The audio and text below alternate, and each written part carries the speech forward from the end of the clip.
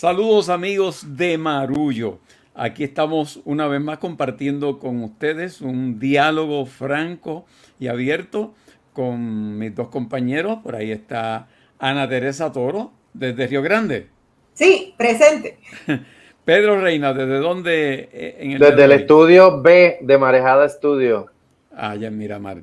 Y yo estoy de acá desde Cupey y hoy vamos a estar conversando sobre asuntos que han estado ocurriendo en este comienzo del 2021 que parecen indicarnos que grandes lecciones del 2020 o no fueron aprendidas o han creado cierta confusión en los políticos y en la gente en este arranque del 2021. Creo que lo que está sucediendo con la apertura de las escuelas, con las vacunas, con el asunto político en la legislatura, todo eso amerita una mirada desde la perspectiva de lo que aprendimos en el 2020 y que parece no estarse aplicando a esta nueva etapa que está viviendo el país. Con eso venimos en Marullo, el podcast.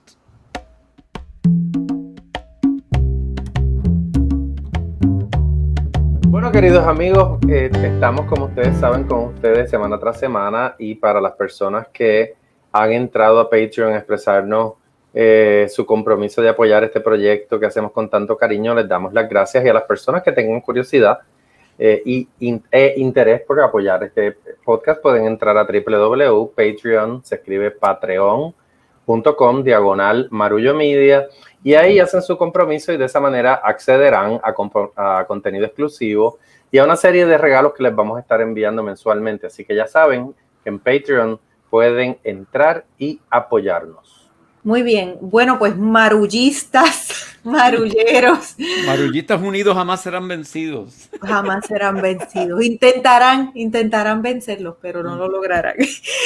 Bueno, hoy tenemos la mesa servida para tratar precisamente, como decía Silverio, estos temas de actualidad que los podemos ver a partir de las experiencias que vivimos en ese 2020 tan fuerte y las lecciones que aprendimos o no aprendimos y que todavía están un poco alándonos por los pelos muy, muy de cerca. Y hay varios temas que abordar, pero entremos a uno que es muy reciente y que ha llamado definitivamente la atención de todos y todas, y es la salida de la política de Alexandra Lúgaro en primer lugar y en segundo lugar, y casi a la misma vez, pues la salida del país, el exilio de alguna manera de la exalcaldesa de San Juan, Carmen Yulín Cruz. Yo creo que independientemente de lo que se favorezca o no de sus posturas de ambas, fueron mujeres que se presentaron a la política como mujeres fuertes, porque uno de los argumentos que se suele usar para invalidar cualquier defensa a estas personas es que ha habido otras mujeres en la política, y claro que sí, estuvo Sila Calderón, hay una larga tradición de legisladoras que hicieron trabajo muy importante, hasta la gobernadora, exgobernadora Wanda Vázquez es una mujer en la política. Sin embargo, no es lo mismo ser una mujer en la política que una mujer fuerte en la política, rompiendo paradigmas de lo que debe ser, entre grandísimas comillas, el comportamiento aceptable en la sociedad por parte de las mujeres que tienen acceso al poder. Una cosa que siempre se me quedará, y es una lección que aprendí en el 2020, es una lectura que nos regaló Ada Torres Toro, reconocida comunicadora y periodista de mucha tradición, que ella explicaba que todo este fenómeno que se había dado en torno a Wanda Vázquez, que lo discutimos tanto aquí, eso de llamarle Titi Wanda y de verla casi como una persona que nos regañaba y nos castigaba, era también una manera de proyectar una imagen femenina en el sentido tradicional, una imagen de suavidad. Y ella, recuerdo a Ada Torres Toro decirme, bueno, lo que pasa es que Wanda Vázquez está representando con su personalidad el tipo de mujer que los puertorriqueños y puertorriqueñas estamos dispuestos a tolerar en el poder. Un modelo de mujer que contrastaba mucho y contrasta abiertamente. Eso no quiere decir que en su carácter personal o en su ejercicio del poder, la gobernadora Vázquez o la exgobernadora Calderón no hayan sido mujeres fuertes, seguro lo han sido. Difícilmente habrán llegado a posiciones de poder sin serlo, pero su proyección pública no era una proyección tan contundente en términos de sus posturas y su fortaleza como le vimos a Alexandra Lúgaro y a Carmen Yulín Cruz, a quienes además mujeres muy libres con estilos de vida que a lo mejor se distancian de lo tradicional o que para algunas personas eran contraculturales, cosa con lo que difiero totalmente, pero sé que lo veían así muchas personas.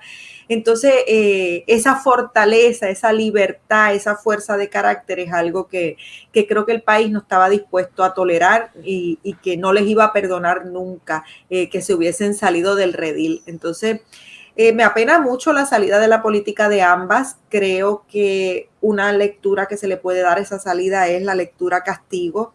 Es decir, no, si vas a entrar en la política te tienes que comportar de esta manera o no hay espacio para ti en la política. Creo que el golpe terrible que le da Wanda Vázquez a Alexandra Lúgaro al final del año pasado cuando le otorga un perdón a su agresor y a la persona que había estado poniendo en riesgo su vida y la de su hija por tanto tiempo, y pues queda el hombre en libertad luego de un proceso judicial muy tortuoso en el que ella logró, después de intentar todo, logra esa convicción. Pues ese perdón fue un golpe muy bajo del cual no creo que la ex candidata se haya podido recuperar. Yo creo que difícilmente cualquier persona lo podría hacer. Y lamento mucho la salida, creo que salen golpeadas y ojalá fuera de la política encuentren caminos para servir al país y para aportar sus ideas, porque sus ideas, aunque no las favorezcamos o sí las favorezcamos, sacudían la norma y eso siempre es saludable en una democracia. Eso pienso de esas dos salidas.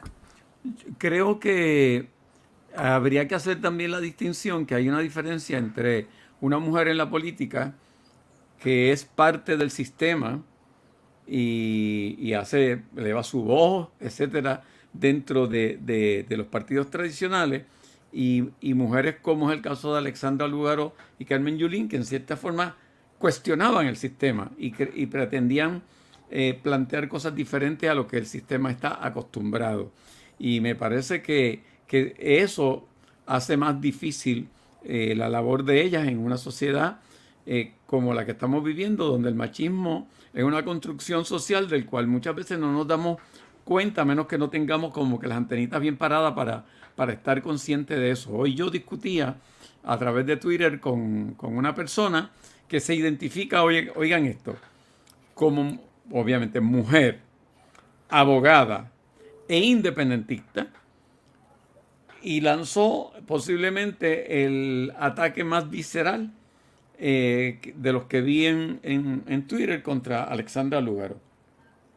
Y yo le decía, caramba, qué pena que venga de una mujer independentista y abogada que tendría tantas cosas en común con Alexandra Lúgaro, pero que no tiene que coincidir con ella en términos de las ideas, pero que su voz, utilices tu voz para unirte al coro de haters y de machistas que señalan a Alexandra Lúgaro y la acusan de cosas que los hombres hacen constantemente por ahí en la política y no levantan esas ronchas.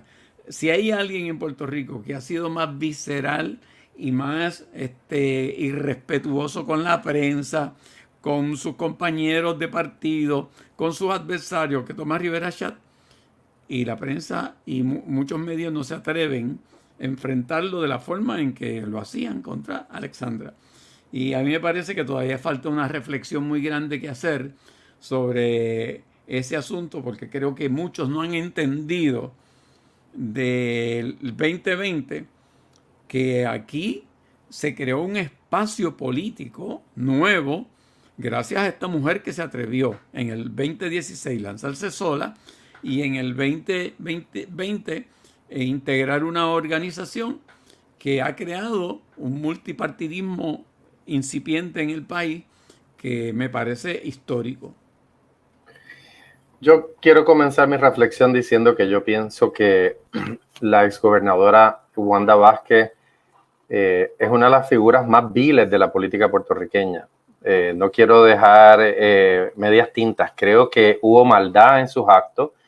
Creo que quedó de manifiesto que sus intenciones nunca fueron las de gobernar para los puertorriqueños, a pesar de que le encantaba hablar de mi pueblo de Puerto Rico. Lo vemos en esa venganza contra Alexandra Lúgaro, que es verdad, un acto despreciable de una persona que piense que hay una posteridad para su gestión, ¿verdad? Que ella coja como mujer, como ex procuradora de la mujer y le otorgue un perdón a un acosador contra una niña y contra ella.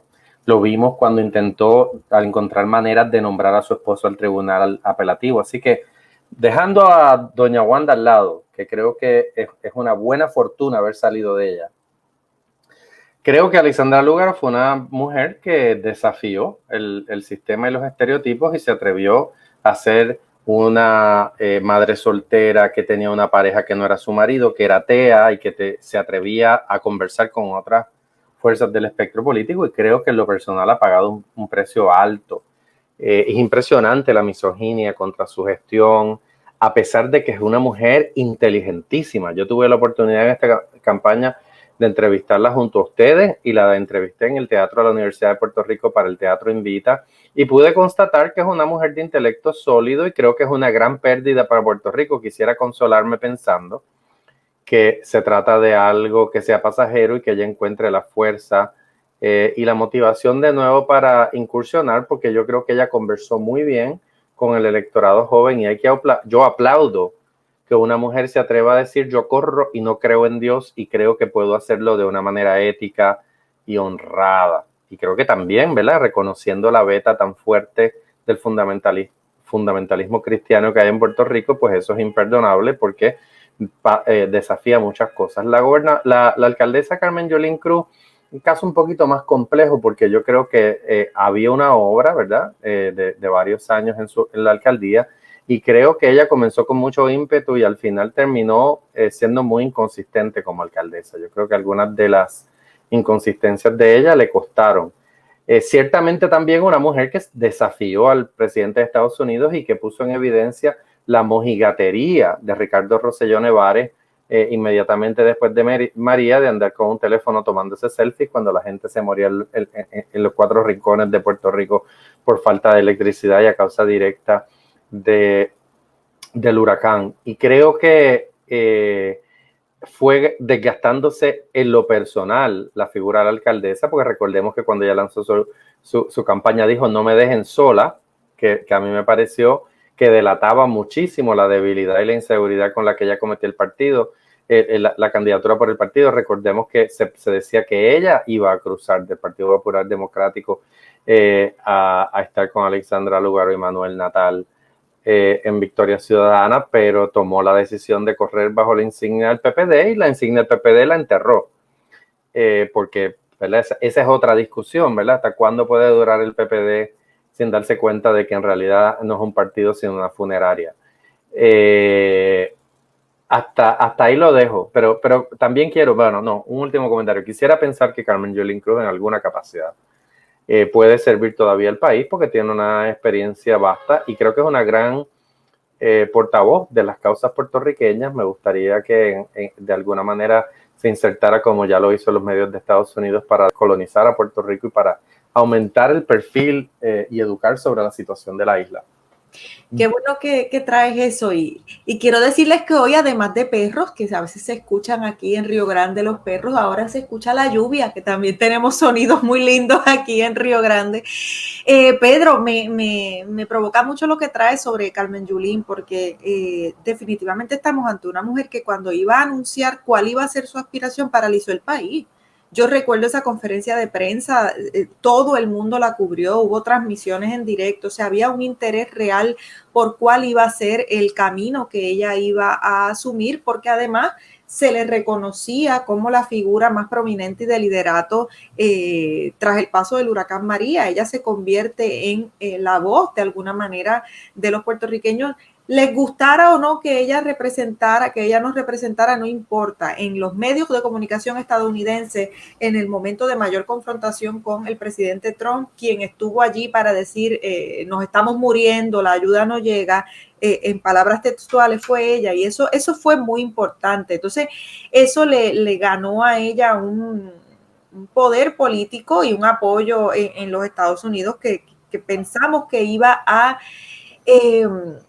traducirse en algo más concreto aquí en Puerto Rico, y no fue así. Y eso me provoca pensar y preguntarme por qué, por ejemplo, no por ejemplo, pero por qué las acciones de nuestros políticos en el contexto estadounidense tienen tan poca repercusión en su lugar en Puerto Rico. Yo pienso en Jennifer González, que se alió a Trump de una manera pero abierta y de defensa absoluta durante 4 años. Estuvo allá todo el tiempo un poco tirando la alfombra, justificando lo injustificable, siendo el voto puertorriqueño en los Estados Unidos mayoritariamente demócrata además. Sin embargo, esas acciones de Jennifer González en los Estados Unidos no parecieran tener ninguna resonancia en Puerto Rico. Ella arrasa en las elecciones. Entonces, es algo muy interesante porque creo que pensamos que el lugar de los políticos locales con relación a los Estados Unidos tiene más efecto en Puerto Rico de lo que al fin y al cabo se traduce. Entonces, nada, eso creo que es una pregunta que se me queda abierta de toda esta reflexión, y como le han llamado ya, si fue un caso de malpractice político, como dicen por ahí.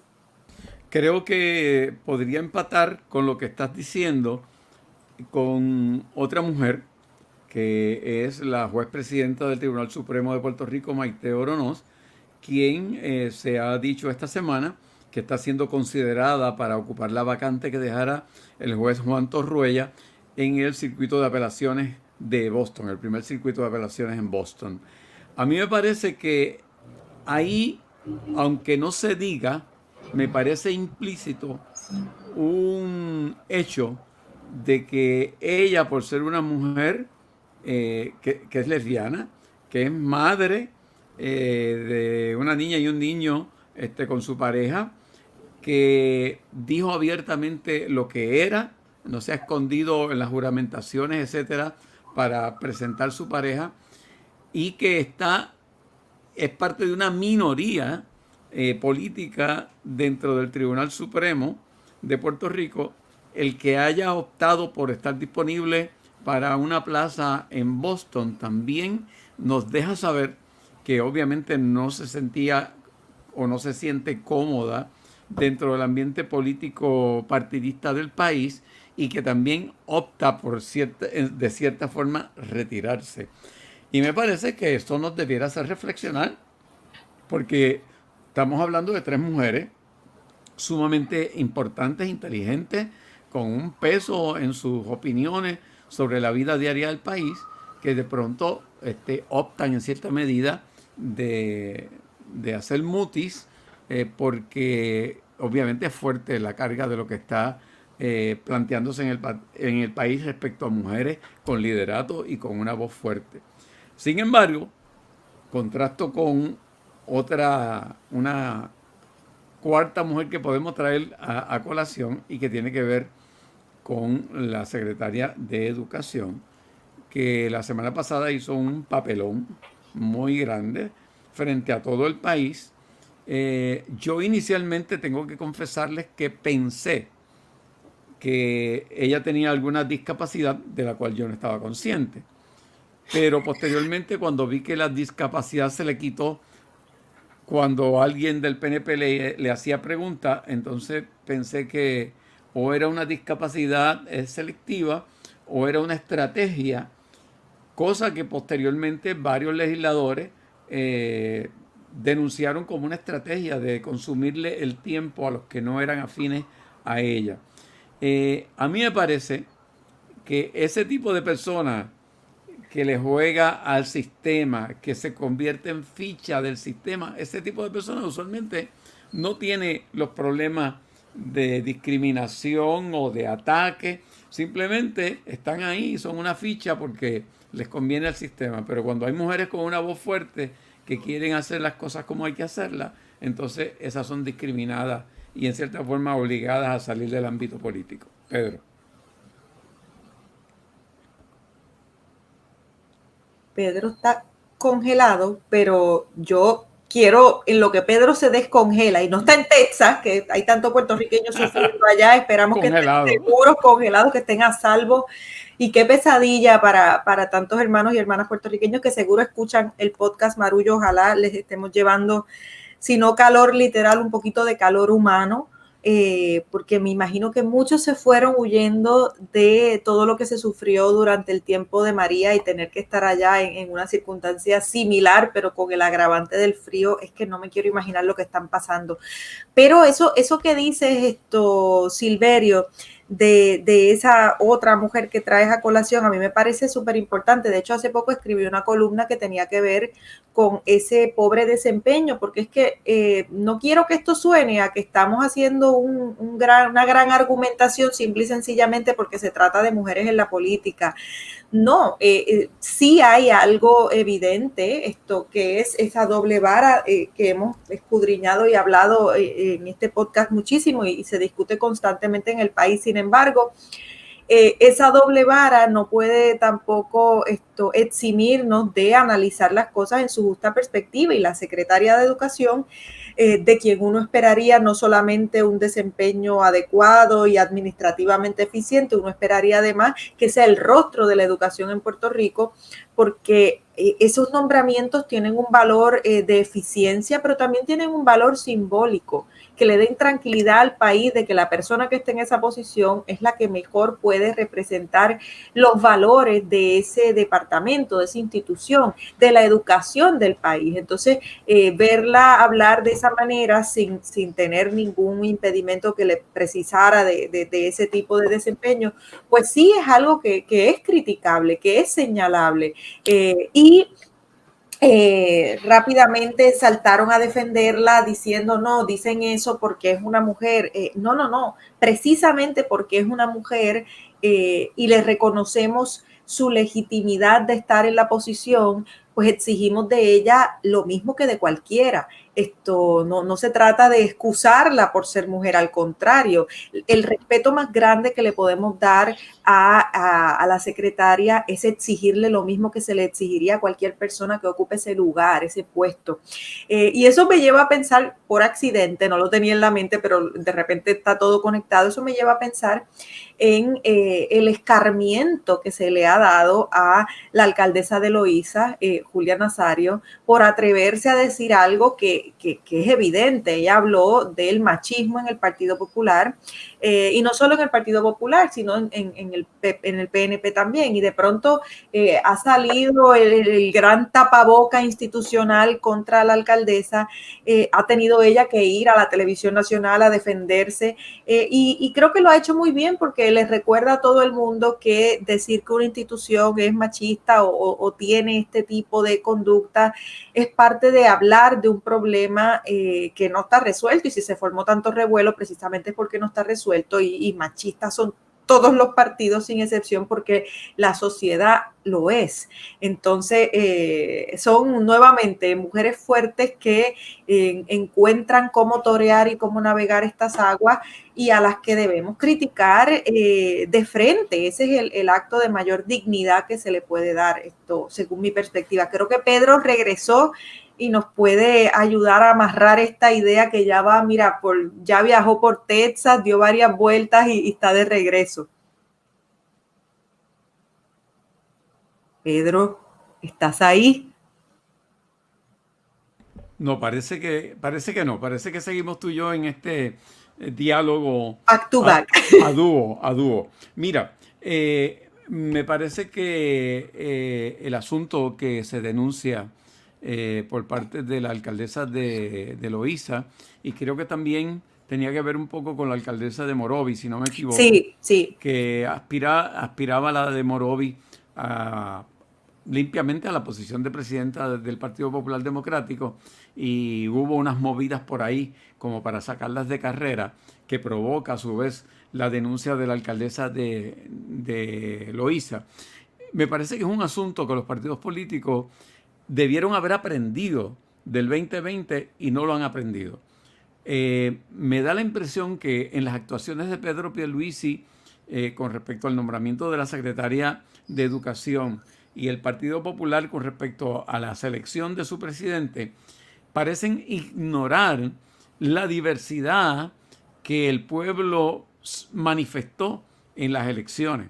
El hecho de que el Senado de Puerto Rico, por primera vez en su historia, tenga 13 mujeres en posiciones de legisladora, senadora, y el hecho de que haya una diversidad tan grande en la legislatura en general, es una lección sumamente importante del 2020 que parece que los dos partidos que han ido perdiendo apoyo dramáticamente, o sea, que el hecho que los dos partidos estén rayando en el 30%, o sea, esto es una tercera parte de la población, no parecen haber entendido la lección del 2020 y a mí me parece que, oye, la gente consciente que los hay en cada uno de esos partidos, exíjanle a su liderato el que se reflexione sobre lo que sucedió y yo creo que esa exigencia de reflexión también debiera aplicarse a los grupos emergentes, porque me parece que al país le haría falta el que tanto el Partido Independentista como Victoria Ciudadana compartieran sus reflexiones de qué se aprendió de la pasada elección. Porque si eso se queda solamente en el manejo en pasillos en los partidos políticos, pues no se beneficia a la gente de esas enseñanzas que a mí me parece que fueron sumamente importantes. Así es, ¿no? Y hablando de las enseñanzas de la educación, estamos en un momento muy, muy delicado donde el gobierno tiene que tomar una serie de decisiones muy importantes y le corresponde, sí, al gobierno tomarlas. Yo escuchaba esta mañana la noticia de un alcalde de un condado en Texas que tuvo que renunciar porque ante lo que estaba sucediendo escribió en Facebook una cosa así como, bueno, quienes no tengan resuelto el problema de la electricidad y no tengan plan B, C y D, es porque no estaban preparados, el gobierno no está para resolverle ese asunto a cada uno y uno dice, espérate, ¿para qué entonces está el gobierno? O sea, hay una ¿Para qué se elige? Hay algo que es tan grande que a nivel individual no se puede resolver y la electricidad es una de esas cosas. Entonces, esa mirada a cuál es el rol del gobierno en la toma de decisiones tan trascendentales ahora adquiere una dimensión mucho mayor, sobre todo con el gran debate en torno a la reapertura de las escuelas.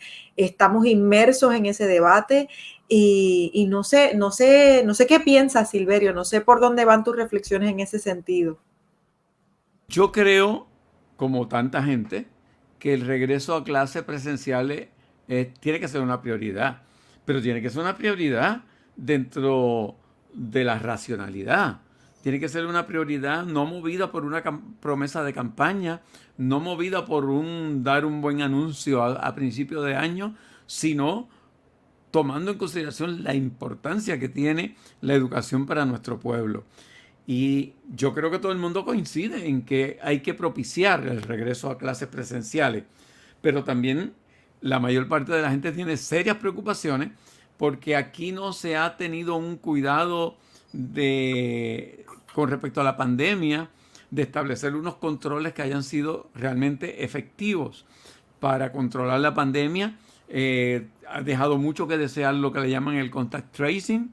El asunto de las vacunas todavía no ha logrado como que encajar en un ritmo que sea el que se está esperando. Y entonces empujar la apertura de las clases cuando personas relacionadas, los gremios magisteriales, tienen serias dudas con respecto a eso, me parece que el gobierno tendría que reflexionar y obviamente lo que vamos a ver que puede ser una apertura de clases parciales con una gran cantidad de niños que los padres no los van a dejar ahí ir a la escuela porque no se sienten seguros y otra vez más tenemos un fracaso a nivel colectivo con respecto a algo que se pudo haber hecho bien y no se hizo. A mí me parece fundamental el que sea una prioridad mirar el asunto de las escuelas, atender los asuntos serios que están ocurriendo de niños deprimidos, niños con ansiedad, niños que toda esta situación ha comenzado a tener unos efectos emocionales en ellos. Y yo, este es un tema que me apasiona demasiado porque yo lo he dicho 1000 veces y lo seguiré repitiendo, que yo soy quien soy gracias a la educación a la que tuve acceso. Educación pública, educación que me formó como ser humano, educación que hizo que yo me moviera la movilidad social y que de esta forma ayudara a mi familia y a otros en mi familia también ese movimiento social. Y me parece que esto es algo con lo que no se puede jugar y aún todavía no hemos aprendido las lecciones del 2020 y se sigue jugando. Cuando se pone una secretaria con un carácter débil para dirigir el departamento y un político inmediatamente después de ella para que sea el que tenga el control de la cosa. Sí, no, y cuando pienso, yo coincido contigo en el tema de que la reapertura de las escuelas tiene que ser prioridad. Yo sé, me consta que sobre todo las madres, pero también muchos padres que han asumido su responsabilidad de manera frontal, pero las familias están cansadas, los niños están cansados, los niños y las niñas están frustrados, hay una necesidad de interacción y cada familia tiene pues su realidad particular, pero hay mucho agotamiento y mucha extenuación. Lo que pasa es que no podemos pensar, porque también hay que respetar la preocupación de esos padres y madres que dicen, bueno, pero es que yo tengo a una persona vulnerable de salud en mi casa y si mi niño o mi niña va a la escuela se expone la familia completa y demás. Eso es una preocupación muy legítima. Entonces, cuando se piensa el problema, es el problema, valga la redundancia, que casi siempre estos temas se abordan de una manera específica, cuando los problemas hay que abordarlos de manera integral. Hablar de la reapertura de las escuelas precisa hablar de el éxito y las metas concretas en términos de la vacunación. Hablar de la reapertura de las escuelas tiene que ver con qué otras medidas se pueden tomar socialmente para subsanar ese nuevo riesgo que vamos a confrontar como sociedad. Pero si nos concentramos solamente en las escuelas y no vemos que las escuelas están en un contexto comunitario, ¿qué alternativas va a haber para los maestros y las maestras que se encuentran en condiciones vulnerables y realmente no sea una alternativa para ellos y ellas asistir a la escuela?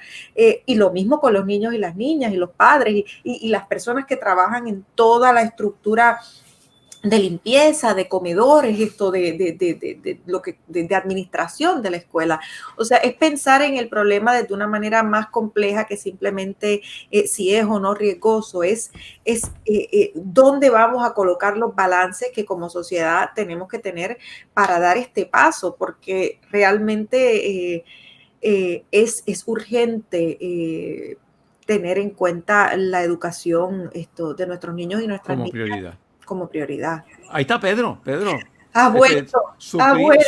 Sufriste un percance de las fluctuaciones tecnológicas propias de esta isla que parece que llegan siempre a tiempo.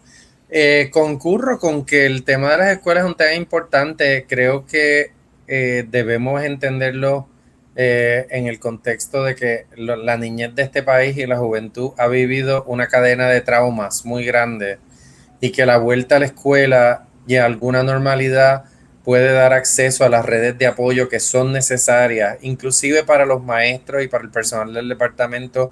Pudiese ser beneficioso trabajar en un ambiente más estructurado siempre que se tomen las debidas precauciones, o sea, siempre que se continúe con la vacunación, siempre que se permita que la tarea docente no ponga en riesgo a nadie, porque de lo contrario, lo hemos dicho antes, enfrentaremos más adelante las consecuencias de una generación que se ha perdido años de la escuela, no solamente, o sea, a todos los niveles. Aquí estoy hablando de educación elemental, superior e universitaria. Así que, y universitaria. Así que eso me parece que es un tema urgente. Ciertamente vemos que el gobierno está atravesado en este momento por las dificultades que tiene, algunas cosas como la tormenta de nieve en Texas y el sur de los Estados Unidos que ha imposibilitado el flujo de las vacunas a Puerto Rico, ha atrasado los calendarios de vacunas y eso hay que tomarlo en cuenta y hay que continuar con la vacunación a medida que se sigan aprobando otras vacunas, pero lo de Texas se nos quedó. Yo quiero comentar rápidamente que Texas es uno de los estados que más escucha marullo. Así que un saludito a los boricuas de Texas. Y también es uno de los que más ven las bohemias de Facebook Live. Texas es la tercera ciudad que más ve los lives que nosotros hacemos en la parte bohemiosa. Digo, para poner esto en perspectiva, Texas es más grande que Francia y tiene 30 millones de habitantes. Wow. Así que eso es impresionante. Así que por eso los tejanos se dicen que son una república, ¿no? Porque en algún momento lo fueron, brevemente fueron independientes, the Republic of Texas. Pero es impresionante ver la devastación que ha traído esta tormenta que ahora se mueve hacia el este de Estados Unidos. Lo mal preparado que estaba el gobierno de Texas, que se pasaba burlándose del gobierno de California durante las emergencias que ha tenido California por los fuegos forestales, los deslizamientos y las inundaciones, y de repente esta tormenta de nieve, lluvia helada e hielo ha puesto en evidencia que Texas es tan susceptible como cualquier otro estado. Y me parece escandaloso, para no alargarlo, la campaña que han emprendido las compañías de combustibles fósiles para decir que los medios de energía sustentable no son confiables tampoco, porque evidentemente ha habido un problema con la generación de electricidad y gas natural y ellos quieren no perder terreno, quieren evitar perder terreno ante otros medios de generar electricidad que son sustentables y que entonces ellos están diciendo, no, los molinos de viento se congelaron. Mire, señor, en Escandinavia hay molinos de viento en el Atlántico Norte que corren los 12 meses del año, así que no me venga con ese cuento ahora de que el abanico ese gigantesco se congeló. Ha dicho Pedro. Pero una cosita para añadir a lo tuyo y pensando en la comunidad puertorriqueña que está allá y que definitivamente es parte del corazón de este marullo y es parte de esa patria amplia que es nuestra isla y que ya está expandida, dispersa y movida por todas partes. Es importante tener cada vez más conciencia a la hora de hablar de los temas de Puerto Rico, de las cosas que le pasan a los puertorriqueños que están afuera, porque los puertorriqueños que están afuera están bien pendientes de lo que pasa aquí. Y a la hora de los desastres naturales aquí, movilizan cielo y tierra desde los Estados Unidos para ayudar a la gente que estamos viviendo en Puerto Rico. Entonces, tener una conexión y un diálogo abierto con los hermanos puertorriqueños y las hermanas puertorriqueñas que están en Texas es muy importante y urge también y nos sirve como ejemplo de lo importante que es pensar a Puerto Rico como un espacio ya no solamente geográfico, sino como una gran comunidad transnacional, transcultural, que se mueve por muchos espacios y urge pensar nuestros problemas de esa manera y urge tomar en cuenta las experiencias de puertorriqueños y puertorriqueñas que están afuera para resolver nuestros problemas también. Claro. Lugares donde haya escuelas abiertas, ¿cómo les ha ido? ¿Cuál ha sido la experiencia? O sea, tener ese diálogo abierto yo creo que cada vez va a ser más urgente y creo que puede ser una lección muy grande para esta década. Oye, para los amigos de Patreons, tenemos algo muy especial en el día de hoy. Los amigos de Patreon son aquellas personas que han entrado a www.patreon. ¿Cómo se escribe? Patreon. Patreon.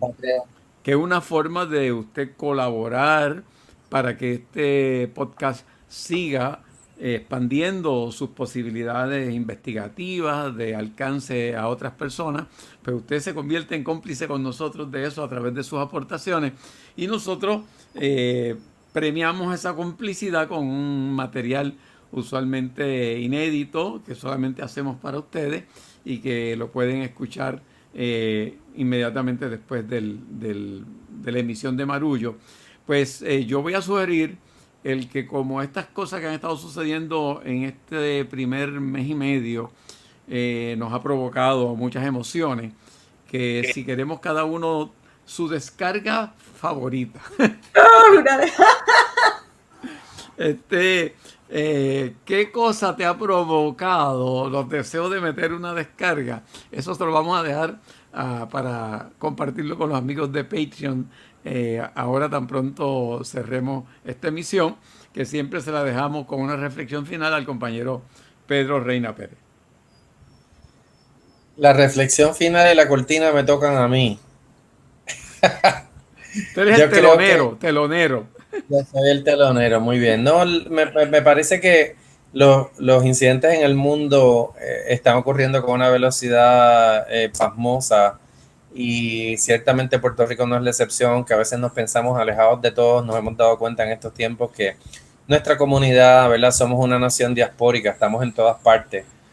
Así que a la gente que nos escucha en la Florida, en Texas, en Georgia, en Virginia, Carolina del Norte, Nueva York y Massachusetts, que es el grueso, les mandamos un abrazo. Esperamos que se restablezca la electricidad y el agua pronto. Nosotros, mientras tanto, estaremos aquí pendientes a los acontecimientos y reflexionando sobre estas lecciones que le estamos proponiendo durante esta temporada. Así que sigan con nosotros en las redes sociales. Como ustedes saben, pueden comentarnos cómo están. Espero que la gente en Texas pronto tenga agua también, porque hasta las tuberías se han congelado. Quiero reconocer que Marullo es una producción de Aguar Cultural Architects con Elsa Mosquera como productora ejecutiva. Jorge Vázquez y Ana Inés Juliá son los encargados de contenido. La música original es de Guariones Morales Matos, la fotografía es Abel del Valle, el diseño gráfico de Lidimari Aponte Tañón. Yo soy Pedro Reina, desde aquí, desde el estudio B de Marejada Estudio, les mando un abrazo, y a los que se quieran quedar con nosotros, no se vayan, que seguimos.